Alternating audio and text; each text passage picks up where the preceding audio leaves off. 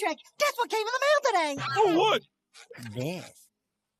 Stick it in!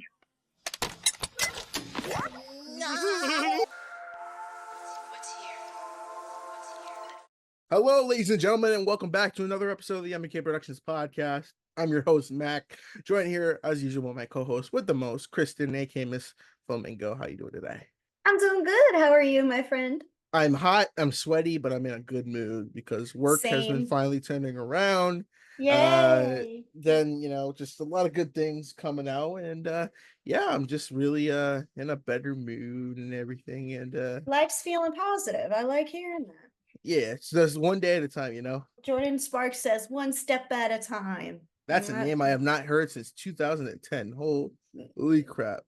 I just thought of that as you were giving off some positive vibes. So I'm going to radiate off that energy today as we talk about some good stuff, right?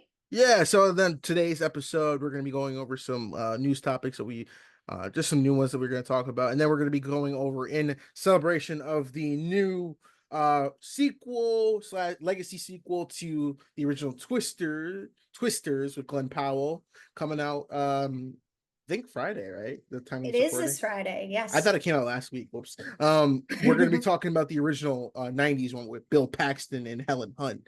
Personally, one of my favorite 90 movies of all time, and we'll sing its praises, and then we're gonna wrap it up and just kind of give a sneak peek of what's been going on, and maybe look over some box office numbers, because there's been a lot of toss and turning I've been keeping up with. But I think besides all that, we should just get right into the news, should we? Yes, let's jump right into the news. This is CNN, a network of Turner Broadcasting System. All right, so the news. We're starting off with, I will go first.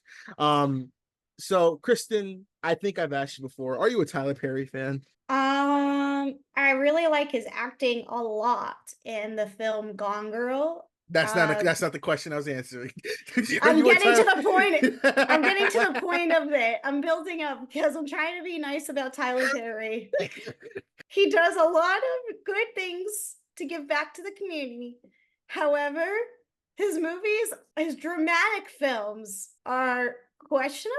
Okay, yeah, I'll give you that. How do you feel? I like his plays. He's a better playwright than he is a movie, and even the plays are a little hit or miss. So it's like a double-edged sword. It's really weird. But anyway, speaking of Tyler Perry, he has a new movie on Prime. I'll tell you this, he knows how to get those big distributors to carry his stuff because he knows that they'll get viewerships. But there's a new movie that he did. I actually talked to Rod from the Infinity Film Podcast. I was talking to him about today.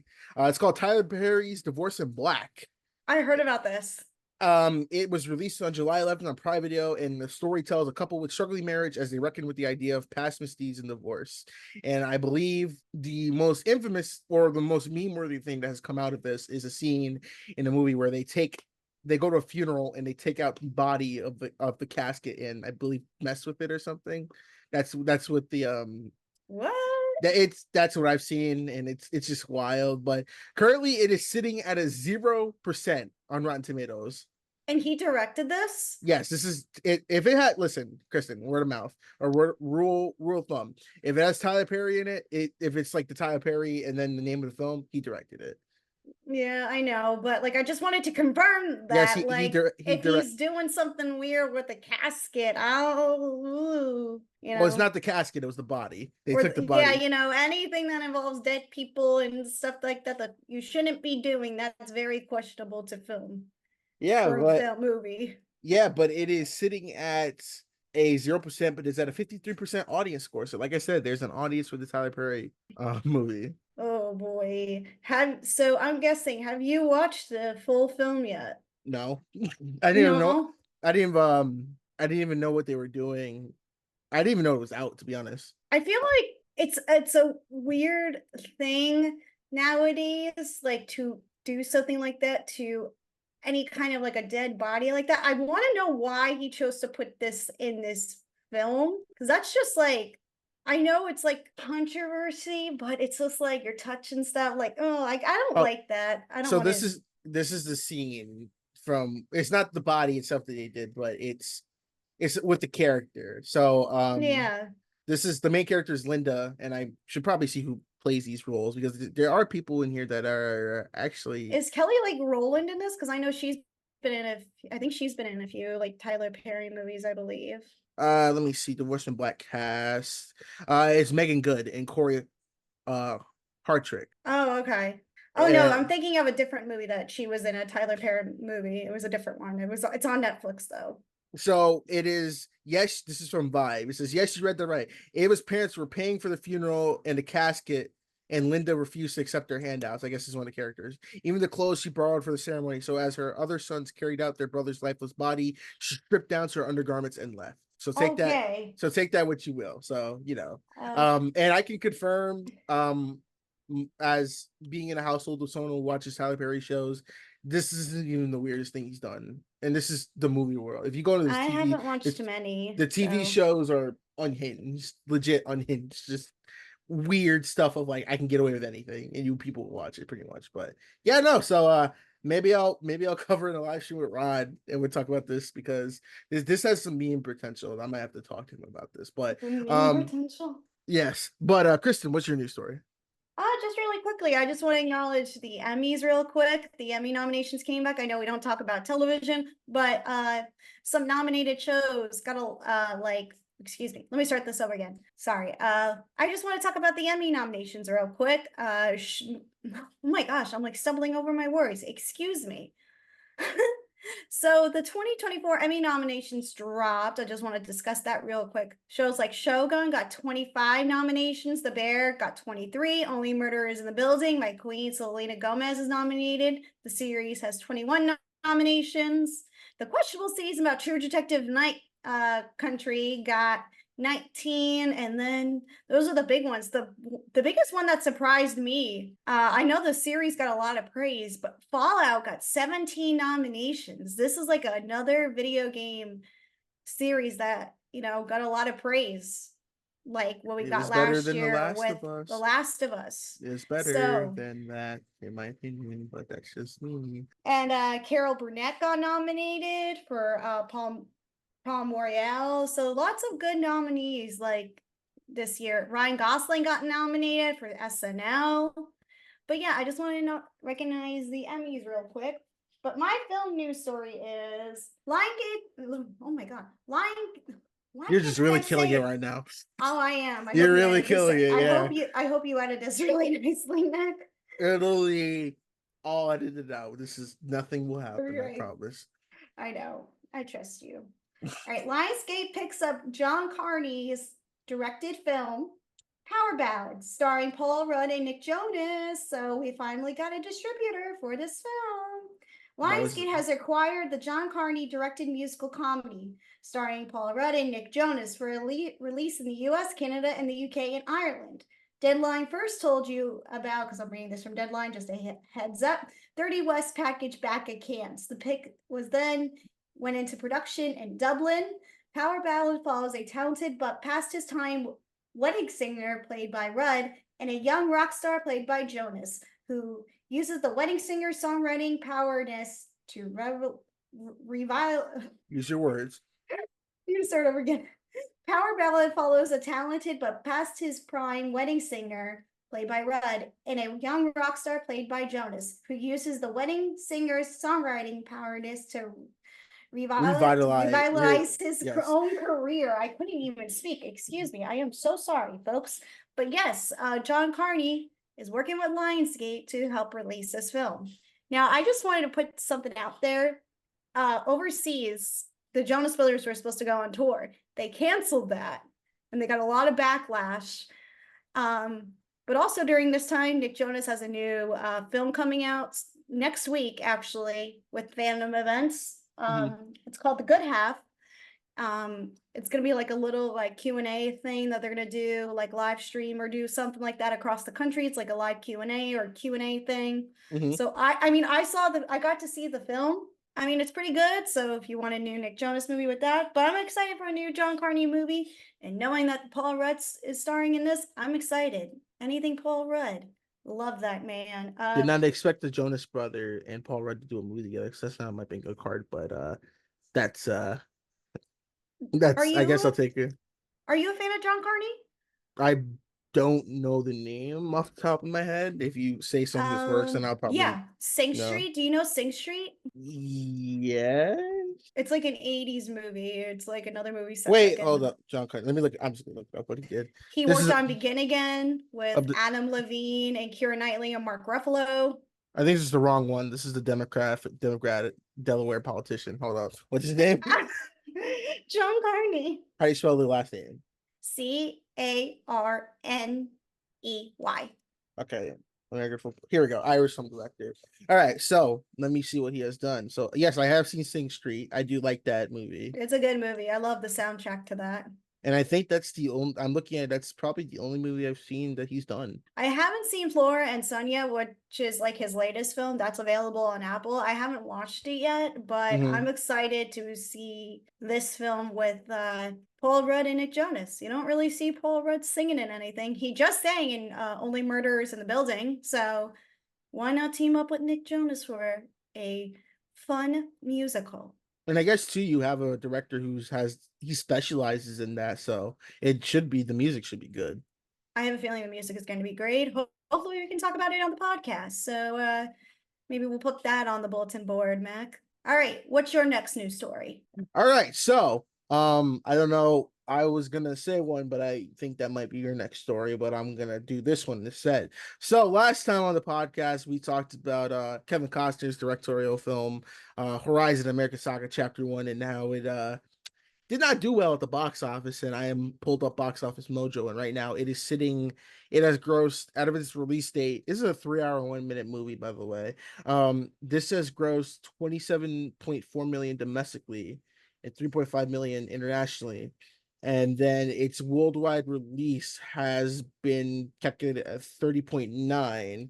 So if I go on here, if I see its budget, as in, let me see real quick. So the budget of this movie, I believe, is a lot, because I think we mentioned it before. I can't remember off the top of my head what this budget was, if I can pull it up. So the budget is $100 million. Or actually, it's between $50 to $100 million, because it says $100 million for the, both films. So, needless to say, this movie has bombed in the box office, and it's not. I wouldn't say it's getting like destroyed critically. I just think it's just people like it's whatever. It has been such a disaster, or just such a just underwhelming return on investment, is that Horizon 2 has been pulled from this August release date, and it's still slated to be released, but the date has not been decided yet. So not a good sign when your studio says, listen, Kevin, we love you. We know we got you signed on for 4 movies, and you're excited for part 2 to come out next month. But here's the thing. We're just gonna move it. We're gonna weigh our options, and I will bet you like $10 that this movie goes to January of next year, because I have literally no faith in it. Because I think who's the studio that's doing this? New Line Cinema. I guess so. I paid 0 attention to this film, which is really sad. It's Territory Pictures and New Line Cinema.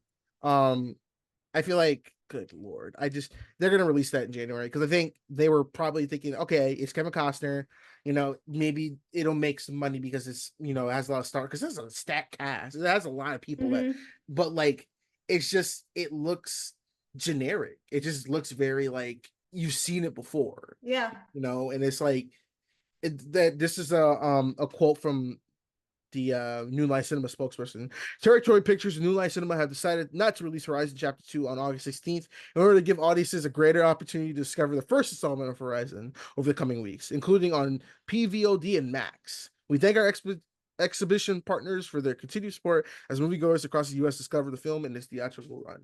So, AKA, we're going to not release the second one because we want to at least try to make more money and break even for the first movie. I think what they should probably do at this point, put it on streaming and do it in parts. Well, that's the thing too. They're probably like, listen, we got to put this streaming. When Kevin Costner's like, no, it has to be in theaters. Yeah, it has to be a theatrical film. But if it's doing numbers like this, and like I said, the reviews I've seen, it's just kind of like it's a whatever movie, I don't see as many people going to it. Westerns, I don't think, are like the same as what they used to be years ago. Like, there's a crowd for it, but it's not going to be enough to get butts and seats. I think the streaming method would probably work for its benefit.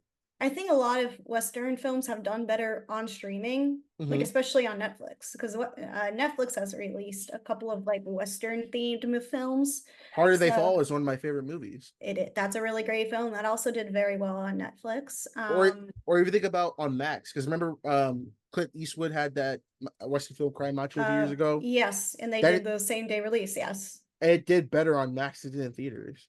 yeah. So maybe Kevin needs to rethink some things, and so does New Line Cinema, and just basically either team up with Netflix or go to Paramount or do something, because it's not looking real good. Well, he for can't do him. Paramount because he left on his own accord. True. So he's on his own. Maybe he could sweet talk him. He goes, I'll come back for that spin-off season for Yellowstone. Oh no, they don't want him back. He's I like, screw know. this. I'm just like, Oh, okay. I'm trying to think of his options to Nah, how better is himself. This is the karma he's getting for not working on the new season, the latest season or the last season for Yellowstone. This is his karma. Yeah, honestly. But that's my news story. What do you got? What's your last one? All right, you probably knew I was going to pick this story. Is this about a fellow YouTuber named Chris Stuckman? Yes, I knew that was the one you were gonna say that. Yeah. Fresh off at the stellar box office, Oz Perkins' horror film Long Legs, Neon has acquired the worldwide, oh my goodness. Sorry, I'm going to do this again. I am not doing good. It is hot in this room. I am so sorry, ladies and gentlemen. All right, here we go. Fresh off its stellar box office for Osgood Perkins' horror film Long Legs, Neon has acquired the worldwide rights to the upcoming documentary found footage crossover Shelby Oaks, excuse me, written and directed by filmmaker and YouTuber Chris Stuckman. So, if you watch the video on YouTube, if you've been following Chris Stuckman's journey, he's been documenting his process about making this film, Shelby Oaks, for a while now. He said in the YouTube video that the movie is going to be coming out next year, but be playing at select film festivals. Right now, it's going to open at Fantasia Film Festival on Saturday, but I haven't seen any other like film festivals showing the film. So hopefully the film gets good reviews. I'm hoping it gets good reviews. If we saw like last year, the directors that talked to me who were YouTubers, that got really great praise for that. And now they're working on another project. So, because A24 took them on for their film Talk to Me. So I realized which YouTubers they were, and like I rewatched their videos. I'm like, holy shit, I remember them. They're the ones that made the Ronald McDonald meme video. He's like, you have the Hungry Jack, and I was like, wow, these guys have come a long way. And even watching their old stuff, you're like, wow, they have a very good eye for cinematography. Yeah, they did a wild movie with Talk to Me. Like I didn't really realize they were YouTubers. Like after I watched the film, well, I shouldn't say that. I knew of them, but I didn't really watch their content. And then I heard saying that, oh, these guys are YouTubers, and I was like, okay, I'll eventually see Talk to Me, and just never did. And then I finally saw it towards the end of the year of 2023, and I was like, okay, wow, I really didn't I wish I got to see it in theaters. So Chris Stuckman is working with Neon, and Neon has been killing it with horror films. I mean, last year they released Infinity Pool with Mia Goth. Did you see that? No. Okay, that's really good. Did you see this year they released a couple of horror movies like Immaculate? Did you get to see that with Sydney Sweeney? I haven't seen it yet. No. Dom said has some pretty good things. Our friend over on Talking TV. And then we had Handling the Undead, which is like a foreign language horror film. But then Long Legs was just released, and it did really well with audiences. I saw it.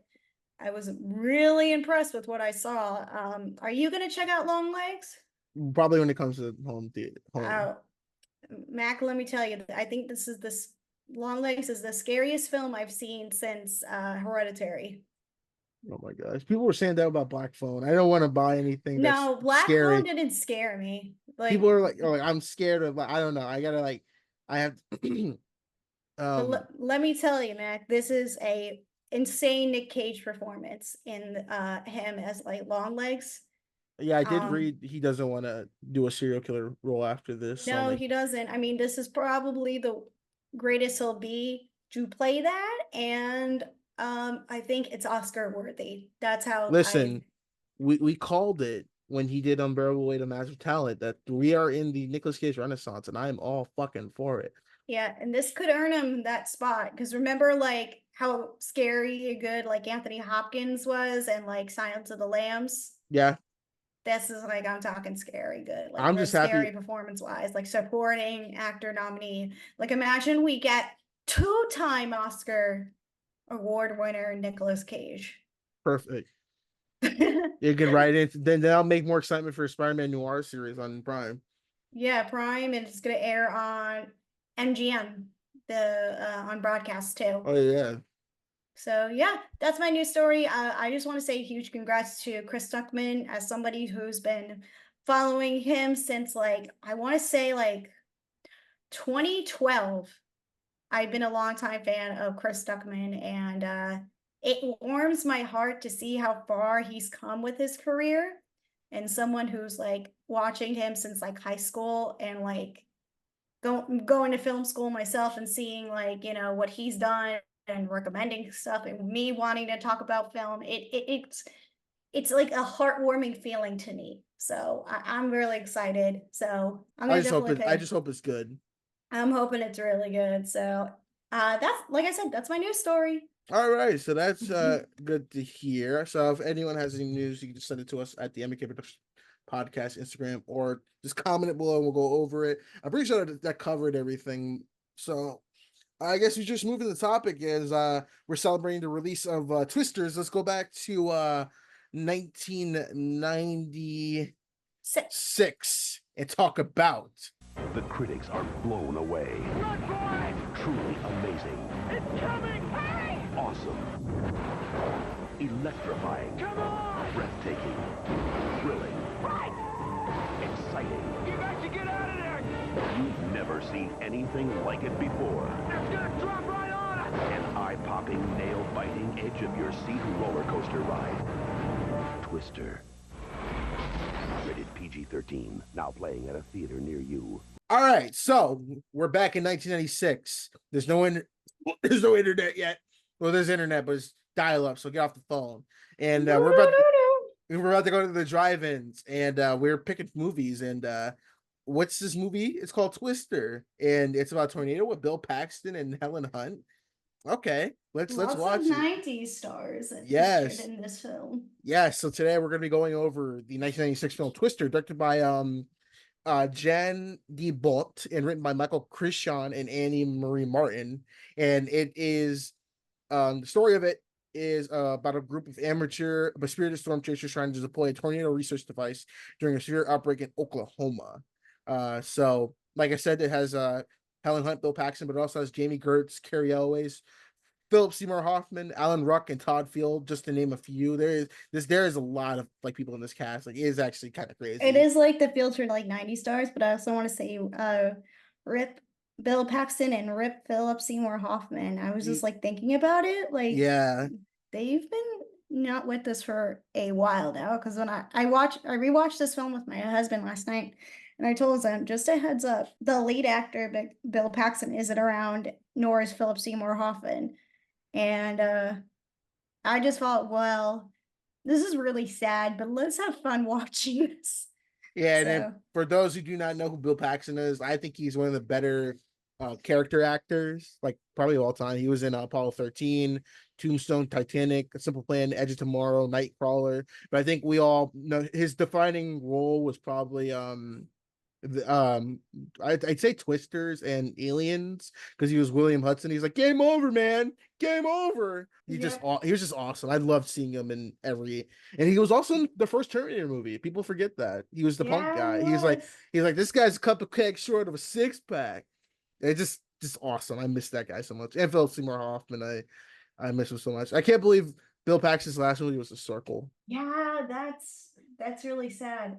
But yeah, that movie it's not really that's something, but I think I'll always remember him in like Nightcrawler. Yeah. I think that movie is just incredible with the performances all around. But I forgot he was also in Edge of Tomorrow. That's also a really great film. But yeah, like I said, he is a sci-fi god. He is a sci-fi king right there.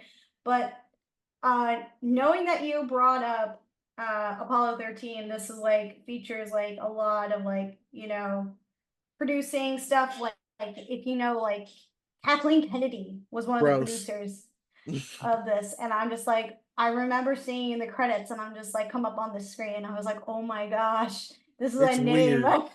But actually, fun fact, this film actually got me, as I got older and I kept watching it, it got me into the tornado. I actually follow a few tornado channels on YouTube, and the poster, which I think is a really amazing poster, that's actually Really good. that's actually, I believe, if I'm not mistaken, that's actually from a real tornado that they kind of cropped it for. So the poster has some real life history to it, I guess. I just love seeing how great the effects were between the sound and Oh my God, yeah. like everything here is what makes the film stand out. Is the script really good? No, but this was typical 90s dialogue that we get. And I was very impressed because I got the 4K edition. Nice. I really wanted Twisters, and I don't have many 90s films in my Blu-ray collection. So I just got the 4K release, and the film looks really good. However, do you know the scene where the sky is like green? Yeah. Oh boy. I've been seeing people talk about this, and that scene is green. Like, I was like, I don't remember it being so green. Maybe it's that 4K. Some films in the 90s now hold up with that 4K. Yeah, I think it was like that's the only thing, but everything else in the film, like I'm watching with the 4K, it looks really, really good for a 90s film. And I was like, okay, here, but yeah, I was really happy to revisit this film because I haven't seen this film since like, oh God, maybe more than like 10 years. It has been a minute for me too. I was like, all right, with the new Twisters coming out, I was like, all right, this is time for me to revisit and let my husband watch it because he hadn't seen it either. Because I was just probably a baby. Well, I was a baby when it came out first. So I too was not young to born. watch. Yeah, you were not born yet. I think what makes this movie so iconic too is the cinematography, and that can go into the director, John D. Bond. He's actually he's retired now, but he's actually a cinematographer, director, and film producer. So some of the works he's done a lot. Some of the cinematography he did. He worked on Die Hard. He was director of photography, and one of my favorite Ridley Scott movie, Black Rain, from 1989. That's a throwback. Yeah, I love that movie. It's like I'd say Twister is like the OG kind of disaster movie because it is. This came out the same year as Independence Day, but I feel like this was one where it said, hey, instead of doing worldwide destruction, let's just do it for like, Oklahoma. And I think it makes it better because if they had this film take place in like New York, you're like, okay, that's kind of dumb. But Oklahoma is in Tornado Alley. That's the path where most tornadoes break out during the season. And I think having that take place there gives it, because the film is very authentic. Like a lot of storm chasers. It feels really realistic. I think I believe they did a lot of research. They actually worked with some storm chasers to get they work. Yeah, they've worked with a lot of them, and a lot of their slogans. I've watched videos. They said, "Yeah, no, this is like a lot of it is very accurate," and I think that's pretty cool. Because I watch those storm chasers, man. They be getting some like exceptional footage. They putting their lives on the line. I mean, the footage, like I feel like for anybody who was born in the 90s, this inspired like anybody to go into anything meteorology or like wanting to become like a newscaster to follow stuff like this. I think, it does it like that. But I want to get into some of the characters of this film really quickly, but like Bill Paxton. Awesome. Awesome, really great here. Helen Hunt is really good. Alan Ruck from Ferris Bueller and Succession here. I was like, Alan Ruck, what are you doing here? And then for Philip Seymour Hoffman, like Alan Ruck and Philip Seymour Hoffman and a bunch of other people that are like the supporting characters here. They're like the goofy, like ragtag team that you would probably see at like Storm Chasers on like YouTube. It's like they fit that. It's like, hey, that's the. Like this is the pre-calling to it. They're like, like imagine them like I'm sure they're gonna have this featured in Twisters being like and subscribe, follow the TikTok page so we can go live when the next Twisters happen. They do have that, but it's not to that level. They are very commercialized with Glenn Yeah, Powell's character. But like that's what I picture. But then I want to give some credit to Jamie Gertz because everyone here is fine. Like everybody here is really, their characters are just very like, they're one note. They're here, they're there. Before Jamie, she plays Dr. Melissa Reeves. Mm-hmm. She is dragged through the dirt with Bill Paxton because Bill Paxton's character was married to Helen Hunt's character and they're trying to get a divorce. And then meanwhile, she's like on this journey through the Twisters. And then meanwhile, Bill and Helen are basically refalling in love. And she's just like getting dragged through the mud and almost dies. And he just treats her like crap in this film. Because the poor... But no, go ahead. The poor girl got nominated for a damn a worst The Stinker's Bad movie. She won worst supporting actress. I mean, that must be because of the character that like she was dragged through the dirt and mud, literally. Like she almost dies. I can't tell you how many times more than everybody in this film. So I just want to say that I didn't notice it the first time I watched it because it's been a long time since I watched it. But this time, my husband and I were like pointing it out. We're like, good God, this poor woman. Yeah, no, she gets bullied hardcore. She's like it's almost levels of like the British girl from Jurassic World when she got killed. It's just the point like, damn, who did you piss off? Yeah, pretty much. Oh God. Who is your favorite person in the film out of the ragtag team that we get with Helen's crew? Is it Alan Ruffalo, Seymour Hoffman, Todd Field, Jeremy Davies? Like who is your favorite that stood out? That's a good question. I don't know. I said I always love Bill Paxton. Not Bill, but like, the supporting crew. I think Philip Seymour Hoffman because I liked his character. It was just very like he was kind of hitting on Jamie in the film. Yeah. Like, there was times he was like flirting with her and she did not like it. She was like, "Excuse me, sir. I'm with Bill here." I do like his character. I liked him the most. I'm a big Philip Seymour Hoffman. Yeah. That was actually like one of his like first roles too. Oh yeah. Yeah. But I was going into the film itself, because I know we like talking about box office here. The film opened the same weekend as The Craft. Yeah, I was gonna say, like, if you look at the release date for this, not even just The Craft, it was the 6th largest opening weekend of any film behind Lion King, Batman Returns, Jurassic Park, and Batman Forever. Yeah, because this film came out May 10th, and the weekend before it was The Craft. So, because The Craft came out May 3rd of 1996. So, even though I enjoy The Craft maybe a little bit more than Twister, I mean, we should do an episode on The Craft. That movie is wild. I've never seen The Craft, actually. You haven't seen The Craft? Never. I didn't even bother with the remake because I heard the remake was not good. No, I didn't hear anything. But that's like a classic, like goth film, feminist film. I think it's pretty good.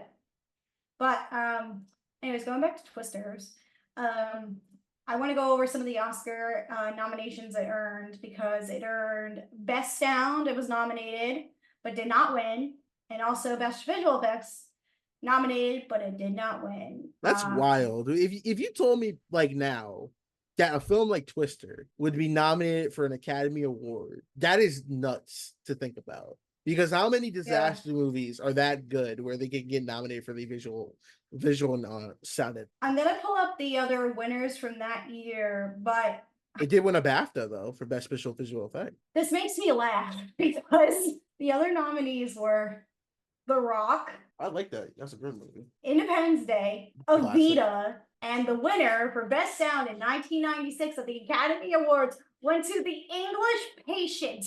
What is that? That is a John Manganiello film. It's a Ralph Fiennes film. Kristen Thomas. It's not a film I don't think you would be really into. Oh, okay. And And then in visual effects, it beat out to, let's see, let's jump to 1996. Whoops, I skipped that year. Okay, here we go. There were 3 nominees. It was either Twister, Dragonheart, but the winner went to Independence Day. Listen, 96 was just the year of the disaster movies, and It was, between but I would have picked Twister over Independence Day. I have a well, from what it's that's looking my like, thing. what's looking like is that Twister may have the better sequel. Next, besides the next. I know that the new Twisters looks insane. I thought it wasn't going to be good because I was like, listen, I'm not really feeling this. I'm not really like vibing with it. And then I kept watching trailers. I'm like, okay, you know what? It looks like a fun summer movie, so I will give it a shot. I'm and excited to give it a shot. And now I'm excited to watch it. And I've heard so far, at the time of this recording on July 17th, or 2 days away from the release, there has been like positive reviews on it. And I think right now, if I look it up, I think IGN gave it a, well, if we want to use that as a fucking basis, but they gave it a 2 point, they gave it a 8 out of 10, and it's currently sitting at a 77% on Rotten Tomatoes. I have a really strong feeling, but unfortunately, it's going to have a really good weekend, and following after that, it's just going to be crushed by Deadpool. Yeah, let me come on. Yeah, I'm like, you know what that's gonna do. But So. yeah, I am happy with Twisters. Does it stick with me for a nostalgia feel? No, but I do understand it hits the target. It hits the right feel. It hits the right feel, but when I was like looking at other reviews for today's episode, it stuck with a lot of people who were like teens in the 90s and who went to go see it. It's that 90s feel. It's the 90s feel. And a lot of people said how the visual look felt so realistic. And given the fact a Twister could happen, anywhere, mostly in, the South and West, wherever you want to say. But a Twister is more like a pure natural disaster. A lot of the Twisters can happen. Believable, A lot of the Twisters can happen anywhere, but a lot of them do happen in that Midwest section because it is Tornado Alley. And that's why the setting of Oklahoma is good. And there's actually some legacy with this film that's tied to it. On May 24th, a tornado destroyed Screen 3 at the Can View Drive-In theater in Ontario, which is scheduled to show Twister that evening. In a real life parallel scene in the film in which a tornado destroys the drive-in showing The Shining. Then on the 14th anniversary of the film in 2010, a tornado struck Fairfax, Oklahoma, destroying the farmhouse where numerous scenes of Twisters were shot. And then this is a sweet gesture. When Bill Paxton passed away in 2017, hundreds of storm chasers and users of the Spotter network, which uses the storm chaser technology, they used their markers to spell out his initials across the state of Texas, Kansas, and Oklahoma. heard about that. I did hear about that. I saw that when it happened, and it made me cry a little bit. Oh. And there's actually a Twister museum in Wakita, Oklahoma, where many of the particularly destructive scenes of the movies were shot. Contains various memorabilia and artifacts related to the film. Oh. And there's actually there's a theme park attraction. It's been open. Oh, I'm sorry. It was open from 1998. It was open. I was gonna get there. Yeah, it was open from 1998 to 2015. Yeah, it got replaced by Jimmy Fallon's ride. Why? Be like, hey guys, come ride my ride. One thing I'm always sad about is that I feel like Twisters can make for a really fun video game. It's a pinball game, I'm seeing on Wikipedia. I know it's a pinball. I want like a video game, like you can storm chase and everything. And like if you think about what they're trying to do in this movie, they're using the capsules to try to detect the tornado inside it. That's what they're what's her name in the new one? God, I suck at names. Daisy Edgar. That's her parents. That's the timeline. Really? That's the timeline. Yep, she's Helen Hunt and Bill Paxton's daughter. Oh, okay. Like I was trying to avoid as many spoilers, but I'm not going to tell my husband that when we go see it. So yeah, and actually, Bill Paxton's son is in this movie. Yeah, I'm not surprised. But bringing that tie-in. So from what they're trying to do in the new movie, it makes sense of what she's building off of from what they established in the first movie. And like I said, that poster is just so cool, man. That is such a cool poster. Yeah. I'm really liking what they're doing with this Twisters marketing and stuff. So I'm excited to see it as we talk about it next episode. But yeah, what do you give the film Twister overall?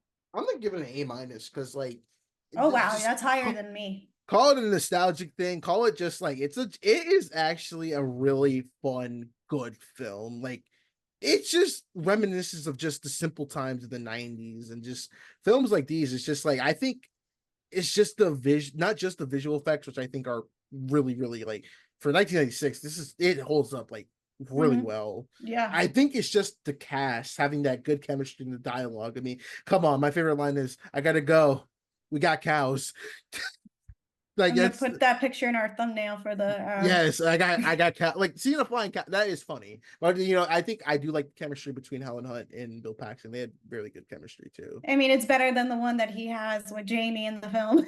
Well, yeah, Poor but yeah, Jamie. I give it an A-. I still think out of all the tornado movies you've gotten, you got the Into the. Did you watch Into the Storm? Into the Storm. It sounds really familiar. Isn't that like 2014? Yeah, it was trying to be like the new Twisters, and Yeah. it was okay. I still think Twister is the best tornado movie.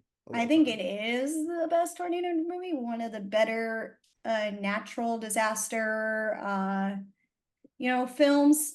I would have to say. I'm giving it more of a B- only because it doesn't stick with me as much. I think everything here is really good from the visual element. I think this is just one of the rare films where it's the dialogue is so cheesy. There's times where it does make me cringe, but I still have fun with it and I could still joke around with it. But it's definitely made for a certain audience, and I'm really excited to see how the next film turns out. Like I keep saying.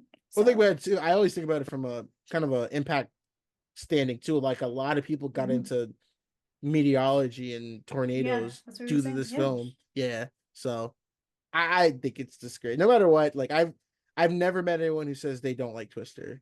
No, my husband thought it was good too. So surprisingly, it's sitting at a 66, I think, percent on Rotten Tomatoes, I think I saw. It made $495.7 million at the box office. So I mean, that's really great for the 90s at the time. I mean, I have a feeling that's what the new Twister is probably going to measure up to. It's not going to make $400 million.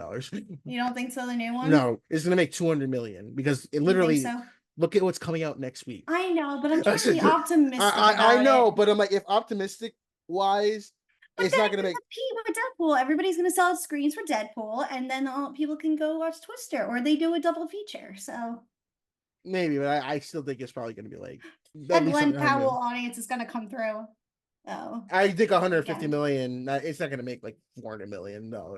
Alrighty, so y'all tell us how much Twisters is gonna make you want to jump into the box office before we say goodbye, Mac? Okay. All right. So before we wrap up today's episode, we're going to talk about some box office because we've not talked about it in a minute. And this has been a lot, not realizing too that Inside Out is a $1 billion movie. It's the first $1 billion movie of the year. Despicable Me is now a $5 billion franchise now. I like the first one, so I need to stop. Okay. But the box office for this past weekend, which was July 12th, number 10 Indian 2 came in with 1.2 million. Number 9 is Sound of Hope, the story of Possum Trout, $1.3 million. 8 is Maxine with 2 million. Number 7 is Horizon American Saga Chapter 1 with 2.2. Number 6 is Bad Boys Ride or Die with $4.2 million. Fly Me to the Moon comes in at number 5 with 9.4. A Quiet Place Day 1 comes in at number 4 with $11.3 million. Inside Out 2 comes in at number 3 with 19.9. Long Legs debuts at number 2 with $22.4 million. And Despicable Me 4 comes in with number 1 at $43.5 million. I've seen a good chunk of those right now that are in this top 10. I've seen Maxine, I've seen Long Legs, I've seen Despicable Me 4, which I wasn't expecting to see. But have you seen any of those movies, Matt? Nope. No? All right. Actually, I saw Bad Boys Ride or Die, and that's it so far. Oh, that's it? I'm probably gonna see Twisters this weekend. Then I'll probably go see Quiet Place Day 1. No, not yet. Deadpool's coming up, and you gotta see Quiet Place Day 1 was actually really surprising. It was better than I told you. Everyone was I like, know. "Oh, well." Everyone was like, "Oh, well, I don't think this is like it looks good. Like it looks fun. Like I know there's problems with it, but I'm like, I like Quiet Place. I thought Quiet Place Yeah. Part 2 was. I think the Quiet Place franchise, all of them aren't bad. I think they've all been okay. I just think the second one was a little disappointing. I like Cillian Murphy in it. Yeah, but yeah, no, I'm probably gonna see those two and then Deadpool next week. No, probably not next week because I don't want to go to opening weekend. That's gonna be, Well, it'll all get figured out. But I think we should give the audience what they can expect next time, right? yeah. So you do that. All right. Y'all, we're gonna talk obviously Twisters. We have a special guest coming on for that. Then after that, we're gonna do what oh my gosh, excuse me. I'm gonna start it over again. All right, so next time we are talking Twisters. We have a special guest coming on for that.